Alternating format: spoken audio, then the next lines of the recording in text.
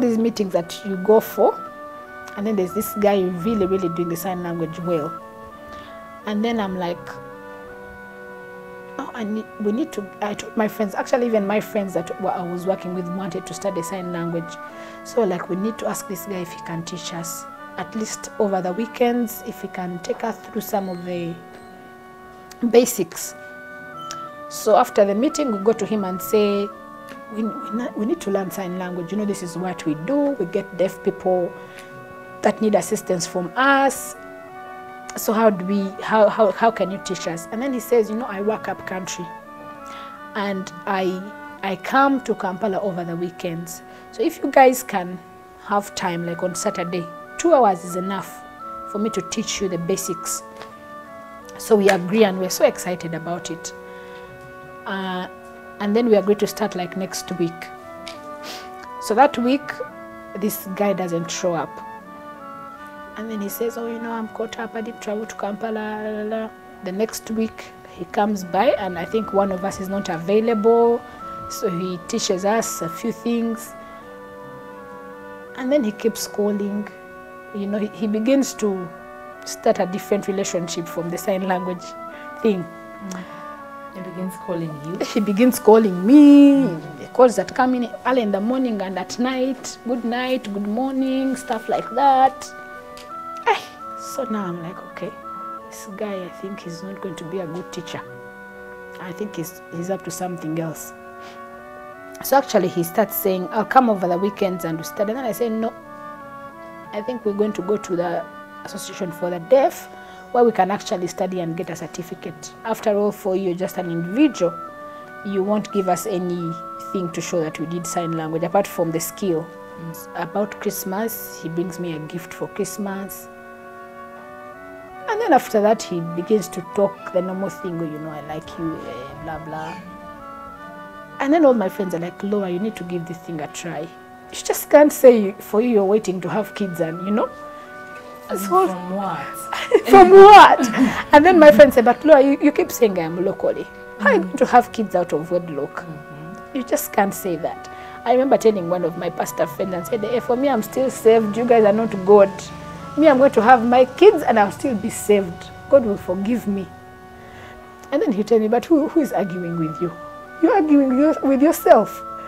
I mean, you know the right thing and you know the wrong thing. So all my friends begin to tell me, Laura, you need to give it a try. My sister say, you need to give it a try. And we think this guy is a nice guy because he would come home. At times he would come, drop me home, pick me up.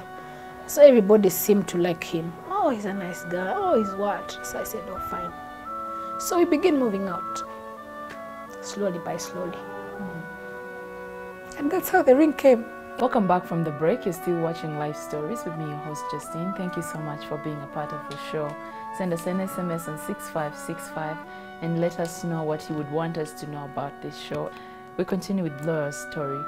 So, Laura, did you finally meet his parents? I actually first met his sisters, and I met his mom finally. And his sisters were, I mean, they didn't give me this look. You know, when you're disabled and you go to people that haven't, if people see you for the first time, there's a way they look at you and, you know, analyze you. Well, I didn't see that look on their faces. I don't know if they were prepared, but I didn't see that kind of look and, you know, the surprise and saying, oh my God, how is our brother going to get married to this girl? So I didn't see that. After a few months, I meet the mother. But, you know, all this time I was telling him, you know what, you need to prepare your people. So, like you tell me, I was telling my mom about you, and I'm like, did you tell her that I'm disabled?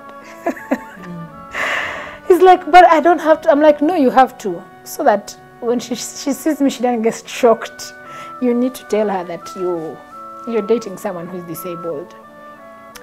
And yeah, I went there, the mom received me, and you know, everybody received me well. Honestly, I did not sense any kind of rejection or anything that was saying, you know, we don't want her or something. I never heard about that. If it happened, maybe I didn't hear about it, but I didn't hear anybody say that. amongst my in-laws. I believe that happened because my husband also comes from a very Christian family, and they are very, very religious people. So I think that really contributes a lot to how people think and look at things and look at people. Yeah, but I mean, the only thing that he told me was when he told the mom that, you know, I'm dating this girl and she has a disability. And the mother told him, if that's your choice, as long as you're happy, for me, I don't have a problem. That is entirely your choice. You've never felt unwelcome? I haven't felt unwelcome amongst my in-laws. I don't think I have. I don't think I have. My husband has a mother, but he lost his biological father. But the uncle who is like the father figure, who is like my father-in-law, is very wonderful. He's outgoing. He's a bishop. So, I mean, I haven't, even with my mother-in-law, I haven't really sensed her thinking. Do you realize how lucky you've been in that sense? Yes, I do. I do realize that, because I speak to women all the time. I speak to girls, and I know that most women or girls with disabilities are not married legally because of the rejection they get from their in-laws. And I know so many stories of girls that have dated guys and they don't get married because the family of the boy has completely said, no, can't be getting married to a disabled woman. I have heard so many of those stories, and I count myself lucky, really, really blessed. How long have you been married? Should be about 5 years. How have you found marriage? Marriage is challenging for everybody, not just for me because I have a disability. The usual normal challenges of marriage also come to me. They don't only come to, I mean, they don't forgive me and say, for you're disabled, that's enough. They come. One of the things that I am happy about, and I think that this marriage was meant to be, is that for me to have found a guy who was already aware of disability issues was really like a miracle for me. Because then, disability is a very complicated thing for people to understand. And no matter how a guy would come and say, oh, I love you, you're so cute, you're so what, I always had this feeling of, if I'm to live with this guy on a daily basis, and I can't do so many other things that a woman would be expected to do, I don't think he will, take it. And then this guy who has worked with disabled people all his life will definitely understand. Yeah, will definitely. Other factors are not constant. Yeah. So for me, it was like God just put it there so I can get somebody who would really, really understand me and not think about and maybe feel like, I shouldn't have married this because she's disabled, this and this can't happen. But I think for me that was one of the biggest things that I thank God for. If you were to put your life on a weighing scale with your disability as the intersection, would you say you are blessed or disgraced? I would definitely say that I'm blessed. I think I'm one of those few blessed people with disabilities in this country. First of all, because I had a supportive family. I had supportive parents who never went to school. I mean, because in my thinking, I keep thinking, if my parents didn't go to school, how did they get all this knowledge to know that, they're supposed to take their child with a disability to school, to treat her on an equal basis with other siblings, to build her esteem? I mean, only God could have taught them to do that. How do we, somebody watching, parents out there, society, how can we make somebody feel that blessed? One of the things that kills people with disabilities starts at family level. And my experience working with disabled people is that their dreams are shattered at that level. If your parents treat you differently in a negative way from your siblings, if they tell you you can't become anything, you're useless, you can't go to school, you have to stay home, hide you in the room so that the people don't see you because you have a disability. That's how you will grow, and you will think that's who you are. So I think the biggest role is with parents. They need to support their children who have disabilities. They need to make them feel loved. They need to show them that they are special, that they're just like any other child. A disability is just a difference. It's just like being brown and being dark-skinned. That's how I look at it, and that's how parents should treat it. And then schools play a big role as well. If you go to a school and the teacher tells you, you disabled child, makes you feel bad, kills your esteem. If one has no esteem, they have nothing. So parents and teachers have a big role to play to make sure that people with disabilities actually think good about themselves and they think they are the same people as others.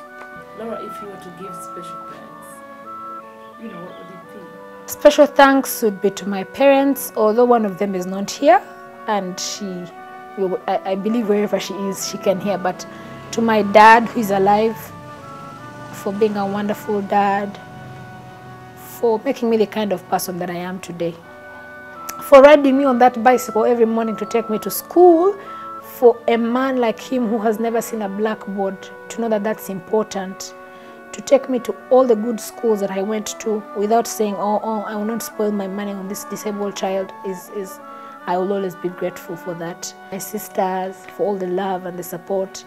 And I think my church has done a great job to teach me so many principles in life that I can't depart from, that I also feel my children should take on. To my husband, for his love and for his support, for all the nice things that he keeps saying to me.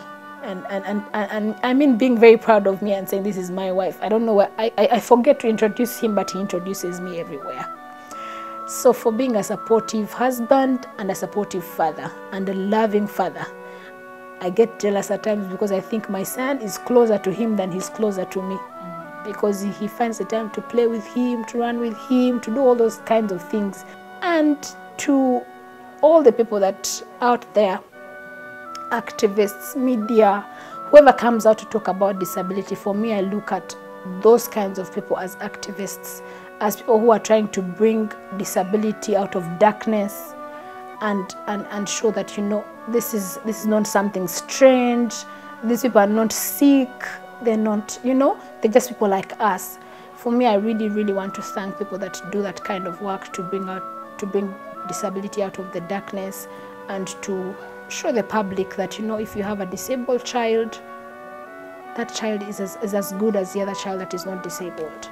Thank you, Laura. Thank you, Justine. Thank you so much. Thank you for coming. This story, if it was a book, I guess it's one that people would go to all the time. Thank you. They would go back to it. They wouldn't just read it and complete it. Thank you so much. Everyone dreams of setting up a wonderful home, having a perfect family and children. The reality is perfection is far from humanity, and the reverse is true. Some children are born with disabilities and others are born without, but get them later in life. Besides the humiliation and mistreatment from people themselves, our systems too discriminate against people with disabilities. Laura says she would pay any price to get the joy she has into the lives of other people with disabilities, those less fortunate than she is.